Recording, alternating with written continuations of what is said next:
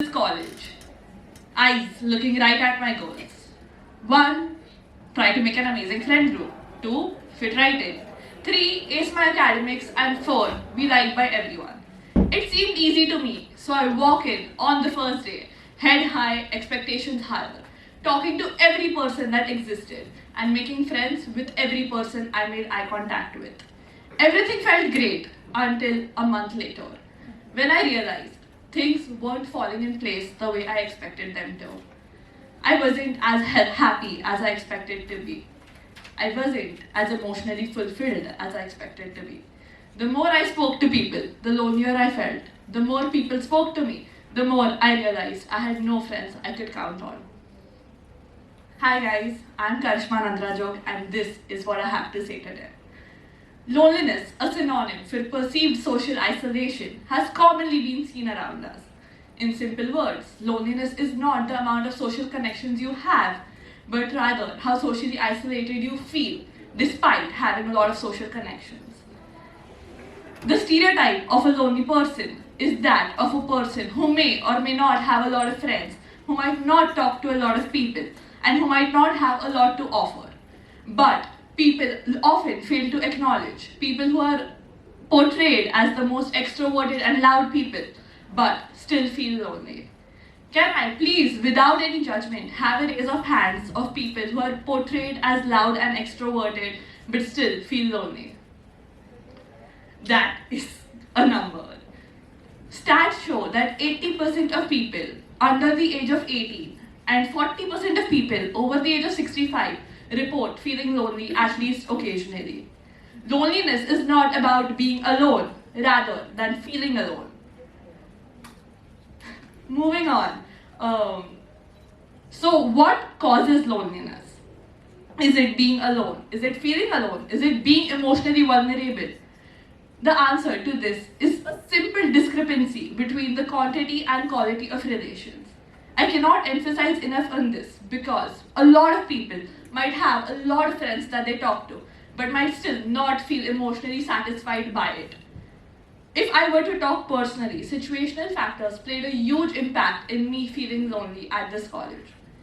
When I first entered, so a bit of background context. I have been in the same school for 15 years. And I thought it didn't matter, right? Like I could just move to college, have a new life.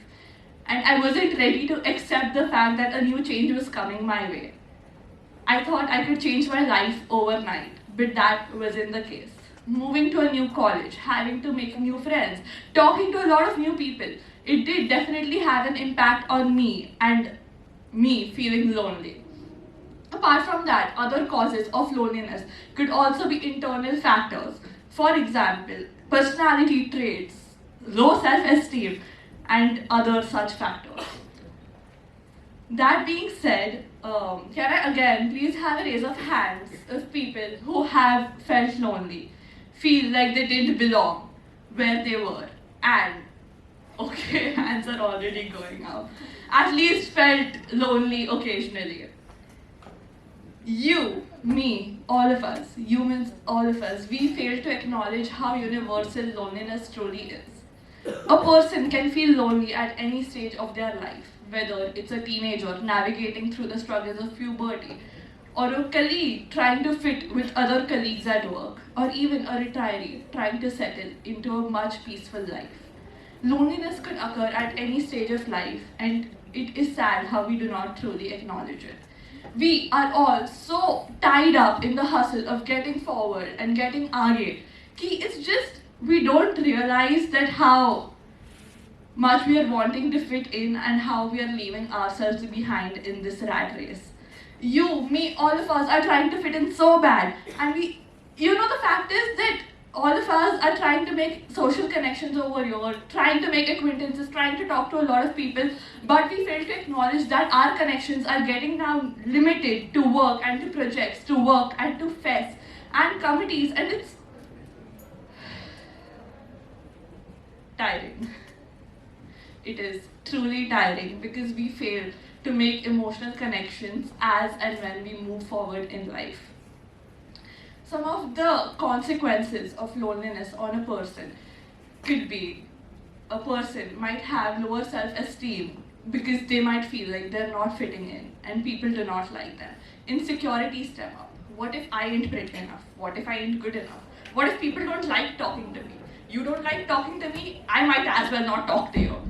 And that is what is another consequence of loneliness. And I'm wondered.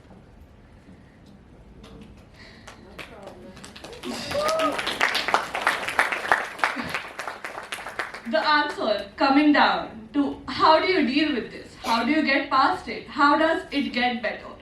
For me, as I mentioned earlier, all of us are stuck in such a rat race to get aage and to forget all of this behind and to just fit in that we don't realize that sometimes all we need to do is take a breather, to be ourselves, to value ourselves. We absolutely forget that सबके आगे we should be the one who's truly standing, right? To value ourselves more than we do others. We are so concerned about what other people might think of us and what others might want us to be that we forget ourselves behind, and we are more focused on building quantitative relationships rather than qualitative ones.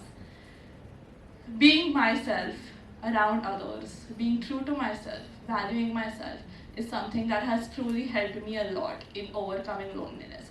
I will not say that I have left making friends or making social connections behind. It is one aspect of my life that still matters a lot to me.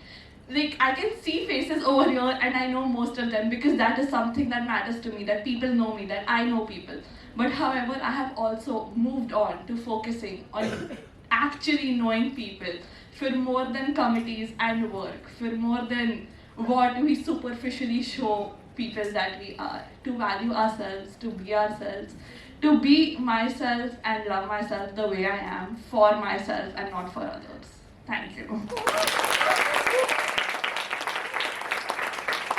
Karishma, that was brilliant. Most of us will relate to